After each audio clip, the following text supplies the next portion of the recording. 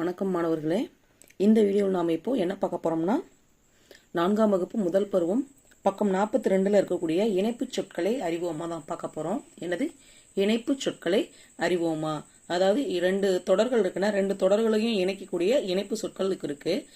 அது எந்த சொற்களை நம்ம எங்கெங்கே பயன்படுத்தலாம் அப்படின்றத இந்த வீடியோவில் நம்ம தெளிவாக பார்க்க போகிறோம். வாங்க வீடியோக்குள்ளே போகலாங்களா. இங்கே பாருங்கள், 2 தொடர்களை இணைக்க பயன்படும் சொற்கள் இணைப்பு சொற்கள் ஆகும். முதல்ல இணைப்பு சொற்கள் என்னன்னு தெரிஞ்சுக்கணும். எத்தனை தொடர்கள்? 2 தொடர்கள். சரிங்களா? அதாவது முன்னாடி ஒரு தொடர் இருக்கும், பின்னாடி ஒரு தொடர் இருக்கும், நடுவில் ஒரு இணைப்பு சொற்கள் வரும். அதை பற்றி தான் பார்க்க போகிறோம். 2 தொடர்களை இணைக்க பயன்படும் சொற்கள் தான் என்னது? இணைப்பு சொற்கள் ஆகும். எடுத்துக்காட்டு என்னென்னா அதனால், ஆகவே, ஆனால், எனினும், ஆகையால், எனவே. இந்த 6 இணைப்பு சொற்கள் பற்றி தான் இந்த வீடியோவில் பார்க்க போகிறோம்.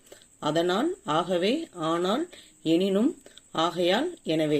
இங்க பாருங்க, முதல்ல என்ன கொடுத்துருக்காங்கன்னா பருவமழை பெய்தது, அதனால் ஏரி குளங்கள் நிரம்பின. ரெண்டுமே 2 விஷயம் பேசுகிறோம். 2 இதாக பேசும்போது ரெண்டுமே நம்மளுக்கு ஒரு நேரான கருத்துக்கள், நல்ல கருத்துக்களை கொடுக்குது, பாசிட்டிவ் கருத்துக்களை கொடுக்குதுன்னா அந்த இடத்துல அதனால் போடுவோம். என்ன போடுவோம்? அதனால் பயன்படுத்துவோம்.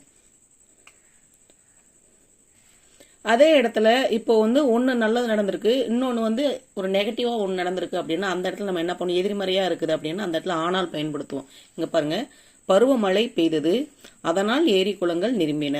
சரிங்களா? என்னது? அதனால் ஏரி குளங்கள் நிரம்பின. இப்போ அடுத்து 2வது பாருங்க, காற்று வேகமாக வீசியது, ஆகவே மரங்கள் வேரோடு சாய்ந்தன. காற்று வேகமாக வீசியது, ஆகவே மரங்கள் வேரோடு சாய்ந்தன. இங்க பாருங்க, அப்பா விரைவாக வந்து விடுகிறேன் என்றார், ஆனால் வரவில்லை. சொன்னாரு, ஆனா அது நடக்கல. ஒரு நடக்கலன்ற விஷயத்துல அந்த இடத்துல ஆனால் பயன்படுத்தும். சரிங்களா? ஆனா இப்போ நம்ம என்ன சொல்லுவோம்? நான் இன்னைக்கு காலையில வேகமா எந்திரிச்சேன், ஆனா படிக்க முடியல, ஆனால் படிக்க முடியவில்லை. அதுக்கப்புறம் நான் இன்னைக்கு இதை படிக்கணும்னு நினைச்சு திட்டமிட்டேன், ஆனா என்னால் படிக்க முடியல. அந்த மாதிரி வர்றதான் ஆனால் பயன்படுத்தணும். பூக்கள் அழகாக பூத்திருந்தன, எனினும் பறிக்க மனமில்லை. எனினும் பறிக்க மனமில்லை. நான் தாய்நாட்டிலேயே பணிபுரிய விரும்புகிறேன், ஆகையால் வெளிநாடு செல்ல மாட்டேன். ஆகையால் வெளிநாடு செல்ல மாட்டேன். தினமும் நன்றாக படித்தேன். இது பாருங்க, தினமும் நன்றாக படித்தேன், எனவே நான் தேர்வில் நல்ல மதிப்பெண்கள் பெற்றேன். அதனால எனக்கு என்ன மதிப்பெண்கள்? நான் ஒரு நல்லா பொழைச்சேன், அதனால எனக்கு நல்ல போது கிடைச்சது. அதுக்கு என்ன பயன்படுத்துறோம்? எனவே பயன்படுத்துறோம். என்ன பயன்படுத்துறோம்? எனவே பயன்படுத்துறோம். இங்க பாருங்க, கீழே பாருங்க என்ன கொடுத்துருக்காங்க. இணைப்பு சொற்களை பயன்படுத்தி சொற்றொடர்களை நிரப்புக. இணைப்பு சொற்களை பயன்படுத்தி சொற்றொடர்களை நிரப்புக. இங்க பாருங்க, ஒரு விஷயம் நடந்திருக்கு. இனியவன் நன்றாக பாடுவான், பாராட்டை பெற்றான். என்ன வரும்?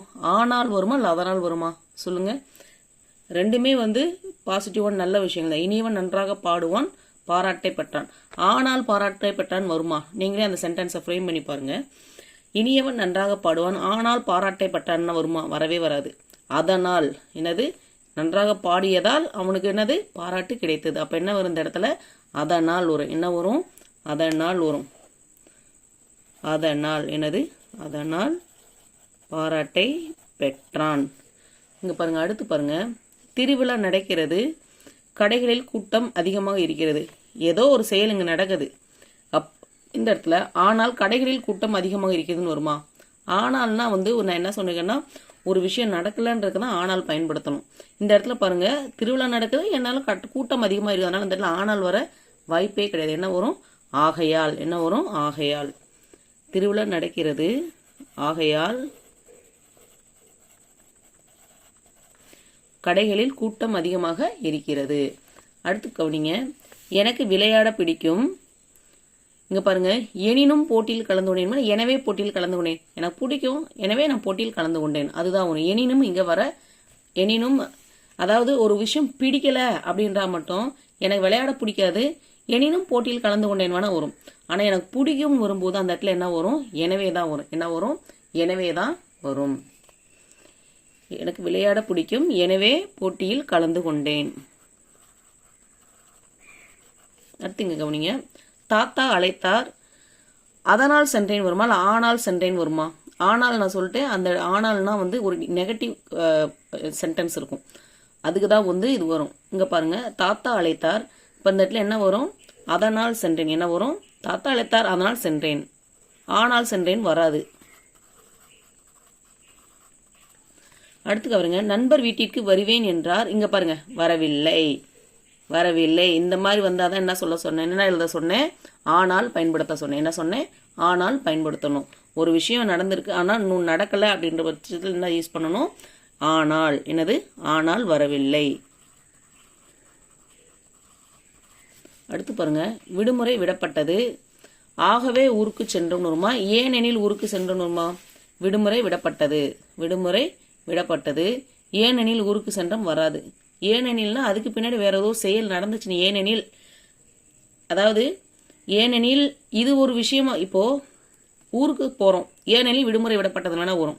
ஆனா விடுமுறை விடப்பட்டது ஏனெனில் ஊருக்கு சென்றோம் வராது. அப்போ விடுமுறை விடப்பட்டது, ஆகவே ஊருக்கு சென்றோம் என்ன வரும், ஆகவே ஊருக்கு சென்றோம். இப்போ புரிஞ்சுதுங்களா? இந்த இணைப்பு சொற்களை நம்ம எப்படி பயன்படுத்தணும் அப்படின்னு சொல்லிட்டு அந்த இணைப்பு சொற்களை அந்த அந்த இதெல்லாம் போட்டு பாருங்க. அதுலேயே நம்மளுக்கு தெரியும் அது சரியானதா சரியில்லாததா அப்படின்னு சொல்லிட்டு. இந்த வீடியோ அவ்வளோதான் முடிஞ்சது. இந்த வீடியோ உங்களுக்கு பிடிச்சிருந்துச்சுன்னா மறக்காமல் லைக் பண்ணுங்கள், கமெண்ட் பண்ணுங்கள். இது வரைக்கும் நம்ம சேனலை சப்ஸ்கிரைப் பண்ணலன்னா சப்ஸ்கிரைப் பண்ணுங்கள். நன்றி, வணக்கம்.